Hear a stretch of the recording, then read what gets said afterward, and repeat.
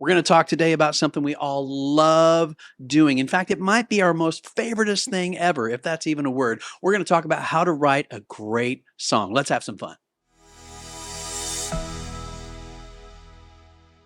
Hey, welcome to Nashville Artist Development University, where we provide artists with education and resources to build a full-time music career and a healthy life around music. My name's Corey Brunson. I've been a full-time musician, performer, songwriter, and recording artist for the past 20 years. Of course, if you haven't yet, make sure you hit the like and subscribe button so you don't miss any of our future releases, and check out all the information at naduniversity.com in the link below. So how are we going to do this? There's so many genres and styles of music that we all love, and new music and new genres, new styles that you're going to come up with. How do we say what's a great song? How do we do that? Well, first of all, we're going to start looking at some of the rules, right? We don't like rules as artists. What are you talking about rules for? Well, there are some basic principles. Maybe that's a better word for it. We can learn the principles and learn the rules, and then we can learn to break the rules, of course, and learn really what is a skill set of sort of the basic ways of approaching songwriting, whether it's hip hop, country, rock, anything that you want to be doing out there, singer-songwriter, bluegrass. There are certain ways that we can approach it and be thinking about it to improve our craft. And then we as artists, you get to do whatever you want with that. That's such a blessing. Let's talk about it. Step number one that I like to think about, or I talk to people when we're talking about writing great songs, is something I call catch the acorns. Okay, it's kind of a silly little phrase, but what are acorns? Acorns is the little seed, right? It's that little kind of nucleus that the entire tree grows out of, right? It's the beginning, it's the Genesis story. I talk a lot of times, I'm a huge NASA nerd. I talk about my favorite space artifact is a little diary in Huntsville, Alabama, and it's from Werner von Braun drawing in this diary when he's 15 years old in Germany before any of World War II happened or any of this stuff or the space race. And he's dreaming about space and he's looking, he's drawing in that thing, thinking about it. It's fascinating to me that that turns into the Saturn V rocket that launches and takes us to the moon, right? All you moon hoaxers out there, you give me a hard time if you want to, that's okay. But think about that. That little acorn of his little diary blossomed into that. And you are thinking about concepts, little ideas all the time. Everybody is a writer, in my opinion. Everybody has thoughts. Everybody has a worldview. Everybody has an opinion, if you will. Are you catching those? Are you catching those little thoughts, those little ideas? A lot of artists miss out on great songs because they just don't stop and write it down. I have a app in my phone called Notes. You probably do too. I use it all the time. I'll just be catching myself mowing the lawn or doing something. Usually it's when you're doing something very passive, okay? Science has taught us this. When you're taking a shower, when you're on the toilet, when you're mowing the lawn, when you're driving, when you're doing some activity that takes very low brain level function, but it does occupy you a little bit. We tend to be more thoughtful and creative in those times. So you need to develop the habit, if you haven't yet, of catching those thoughts, catching those acorns, catching those ideas, those little phrases as you think about them and putting them in your notes in your phone, writing them down. And I know a lot of songwriters have little books and pencils that they carry with them. Whatever you got to do, don't wait when that thought happens. Because if you wait and you go, well, I'll just write that down when I get out of the shower. I'll write that down when I'm done mowing. You will forget it. You'll lose it. So there's a skill that no matter what genre we do, every artist needs to develop the idea of catching those acorns and gathering those up. Those are song ideas, right? Sometimes those things blossom into really big, wonderful, amazing songs. Sometimes most of them you never end up using, okay? But every now and again, those acorns, you plant them, they grow into a big, giant, beautiful oak tree, which is amazing. When that song is finished and released, we all live for that. It all starts with those acorns. So make it a habit of capturing those. Number two, the thing I see most artists making the mistake of when they're starting out songwriting is they write to the rhyme scheme and they don't write to the concept, okay? Remember, your song is not about rhyming. Your song is about an idea. So when you're writing it, you're very messy. Just stay in the thought, whatever thought that you have, whatever that thought, idea, or concept is, whether it's this deep emotional thing or whether it's just a big party song, whatever it is that you're doing today, just write it out. Just write it. Don't worry about rhyme scheming. Don't worry about format, chorus, verse, bridge. Who cares? Just get it all out on the paper. Just throw the spaghetti up against the wall, as we say, right? Just go. And too often, artists and songwriters, they'll start self-editing at the beginning of the process. I really want to encourage you not to do that. You'll make a huge mistake and you'll miss out on some of the best pieces. Okay, so don't write to the rhyme scheme or the format. Write to the concept. Just write down all your ideas. Don't worry, we'll come back later and edit it. So speaking of editing, point number 3, they say good songs are written, great songs are rewritten. Now that we've sort of thrown all the spaghetti up against the wall, we've got our acorn, we've got our concept, we kind of know what we have to say to the world, right? What do you have to say that no one said, or no one said quite the way you say it, right? That's part of your brand. We'll talk about that too. Let's go in and rewrite and edit the song. Now it's time. Now that we've got all the creative juices out, now let's go back to that and let's start moving this here and piecing that around there, maybe adding a couple of words or sections or musical sections here and there. And let's start. Now we can rewrite and edit this song and make it great.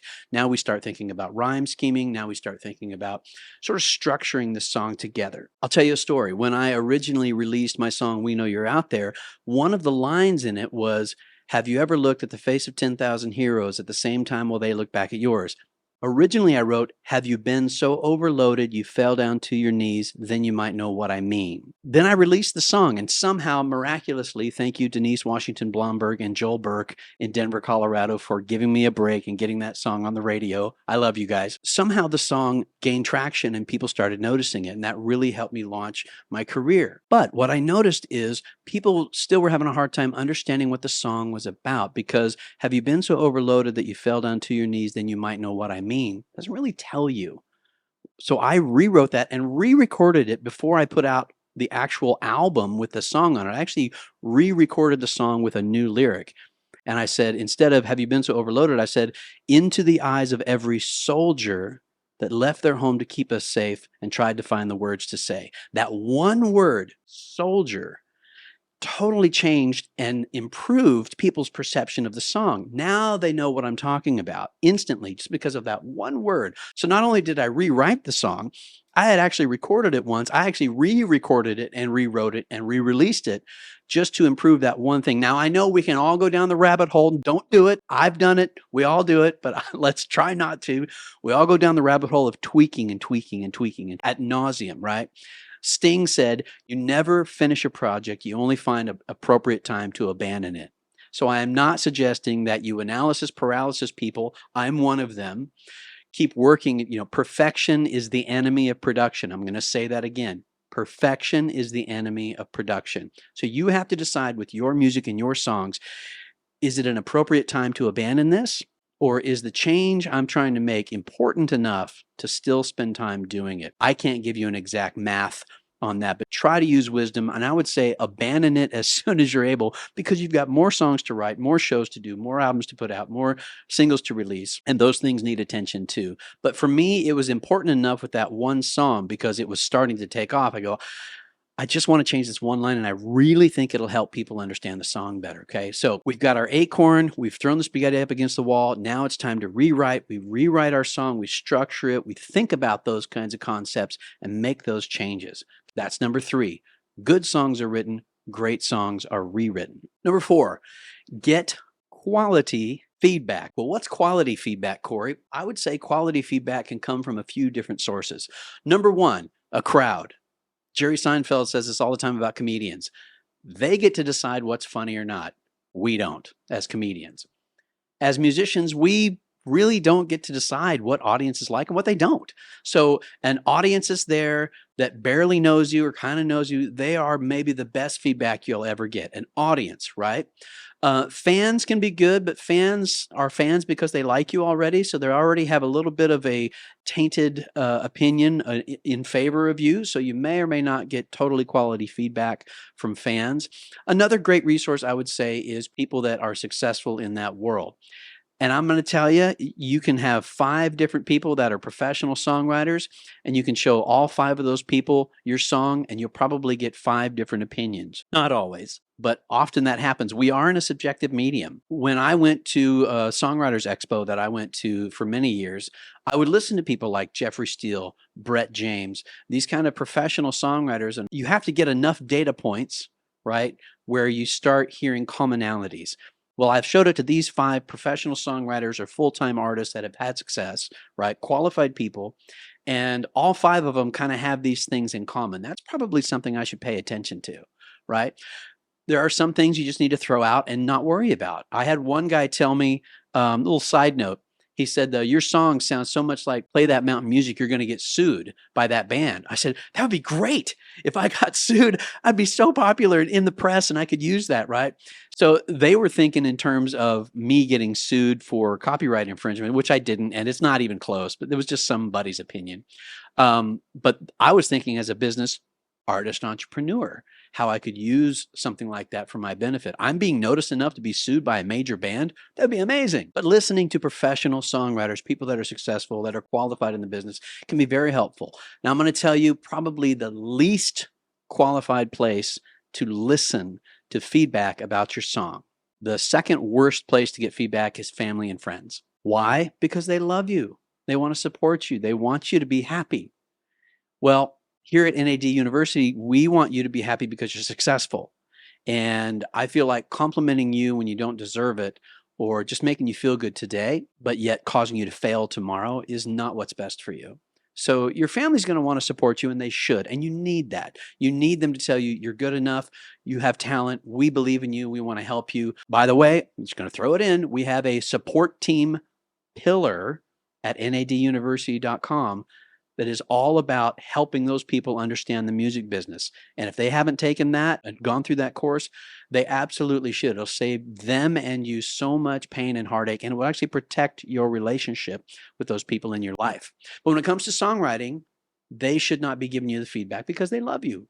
Okay.